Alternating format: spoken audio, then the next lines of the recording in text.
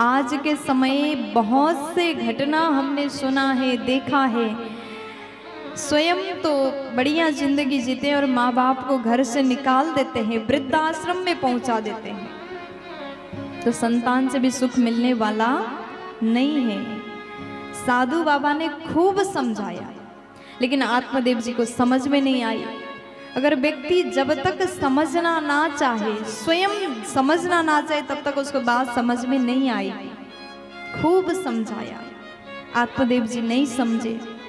तो उसके बाद में साधु बाबा बोले, महाराज आपके भाग्य में एक जन्म तो क्या 7 जन्म तक संतान सुख नहीं है, आप चाहे कुछ भी कर लीजिए। तब ब्राह्मण आत्मदेव जी कहते हैं कि देखिए, आप साधु हैं, आप भजन करते हैं, भगवान के भक्त हैं। मैंने सुना है अगर आप चाहे तो सब कुछ संभव है, साधु संत चाहे तो कुछ भी असंभव नहीं। आप मुझे बच्चा प्रदान करो, संतान प्रदान करो। तो उसके बाद बहुत जिद करने के बाद एक फल को अभिमंत्रित करके साधु बाबा ने दिया। आत्मदेव जी फल को लेकर के अत्यंत प्रसन्न होकर के घर गए। साधु ने जैसे बताया पत्नी को देना, अगर पत्नी इस फल को खाएंगी तो आपके घर में संतान होगा। आत्मदेव जी दौड़ के गए, धुंधुली को बुलाया, धुंधुली आई और आत्मदेव जी बोले कि देवी ये फल जो है आपको खाना है, हमारे घर में संतान होगा। देवी धुंधुली ने जैसे देखा, पति के सामने कहा ठीक है, मैं स्नान करके पूजा पाठ करके अवश्य खा लूंगी। लेकिन धुंधुली देवी, आत्मदेव जी तो चले गए प्रसन्न होकर के, वो मन ही मन विचार करते क्या फल खाने से बच्चा होगा। उसके मन में तो कुविचार आने लगे, केवल फल खाने से संतान होगा ऐसा तो नहीं हो सकता। और फल को देखते ही खाऊं कि ना खाऊं, अगर सच में बालक हुआ तो मैं क्या करूंगी। जिस समय बालक गर्भ में रहता, अगर उस समय कोई नुकसान हुआ घर में, आंधी तूफान आया, भूकंप आया, तो सब भागेंगे, मैं तो मर ही जाऊंगी। ऐसे कुविचार कुभाव उसके मन में आने लगे।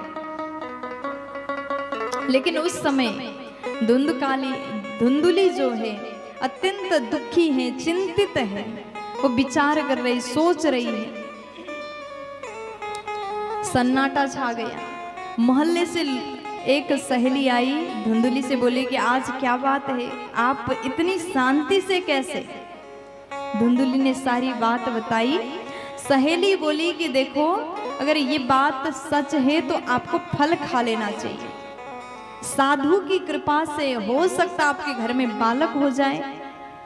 लेकिन इतना कहकर के सहेली गई। अब धुंधुली उस फल को देखती है, खाऊं कि ना खाऊं, अगर सच में बालक होगा तो मैं क्या करूंगी। और एक मन कहता है, कभी कभी मन में बहुत सी बातें आते हैं। धुंधुली मन में विचार करते, क्या फल खाने से सच में बालक होगा, ऐसा हो ही नहीं सकता। देखो, जब तक विश्वास ना हो तब तक कुछ भी नहीं हो सकता। आप कुछ भी कार्य करते हैं, विश्वास के साथ में अगर करते हैं तो कार्य सफल अवश्य होगा। प्यार से बोल दो राधे, थोड़ा जोर से बोल दीजिए ना। अब उसके बाद देवी धुंधुली अत्यंत चिंतित है। उसकी बहन आई, सारी बातें उसने बहन को बताया। अब धुंधुली की बहन ने कहा, दीदी चिंता मत करिए, मेरे पास में एक उपाय है। बोले कौन सी उपाय। बहन बोली, हमारे गर्भ में बालक है, आप ये फल गाय को दीजिए, परीक्षा होगा ये फल खाने से सच में बालक होगा कि नहीं ये भी पता हो जाएगा। और मेरे गर्भ में जो बालक है वो मैं आपको दूंगी, मेरे पति को कुछ पैसा दक्षिणा दे देना, और तब तक आप झूठ बोल देना कि मेरे गर्भ में बालक पल रहा है।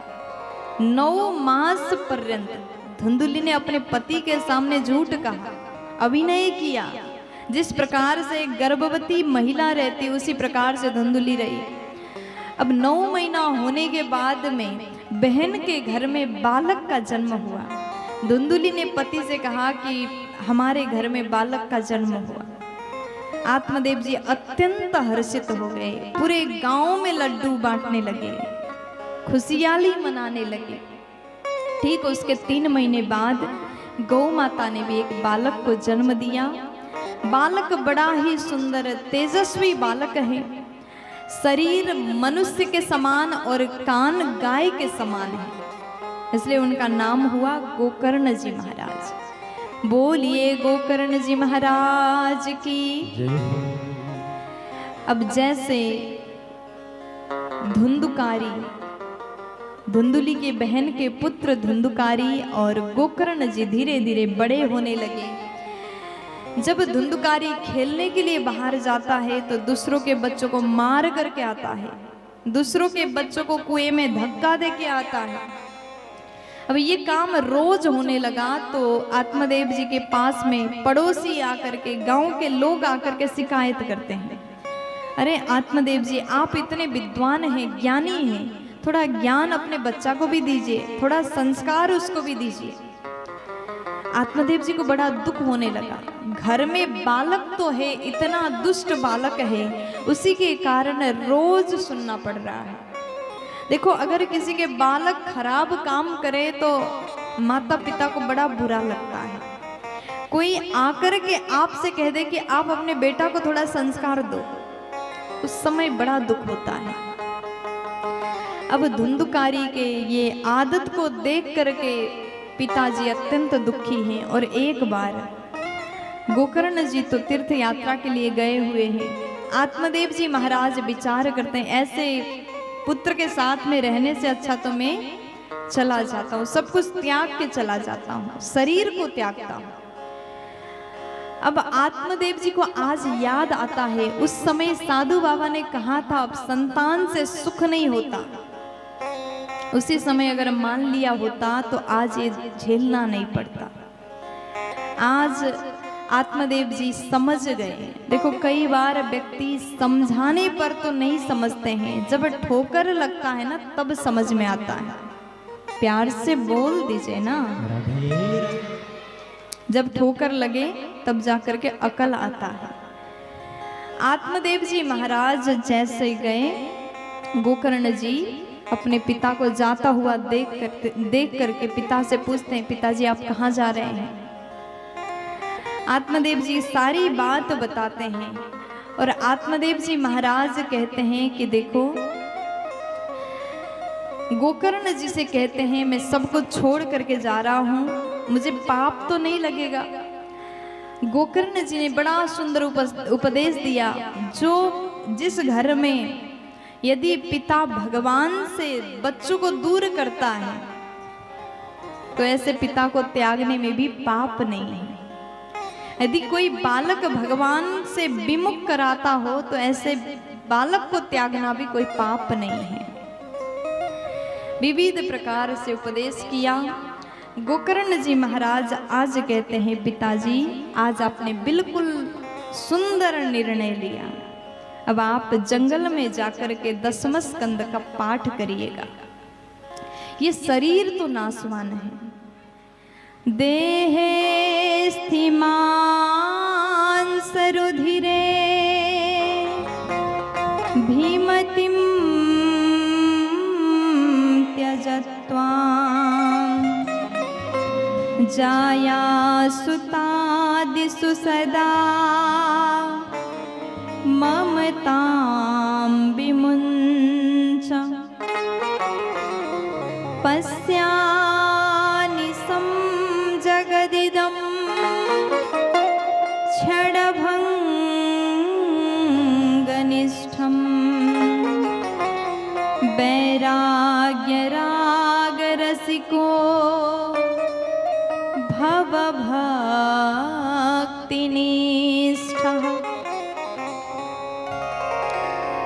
आज गोकर्ण जी कहते हैं, पिताजी ये शरीर जो है नासवान शरीर है, जब तक आपके पास में समय है, समय रहते ही भगवान का स्मरण करिए। ये शरीर में ऐसा एक भी चीज नहीं है जो अविनाशी हो। यदि शरीर में थोड़ा सा भी चोट लग जाए तो भीतर से क्या निकलता है? रक्त निकलता है।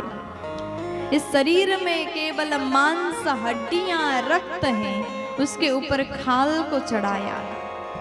इतना सुंदर दिखने वाला शरीर भी नाशवान है, ये सत्य नहीं है। इसलिए सत्य तो केवल भगवान का नाम है।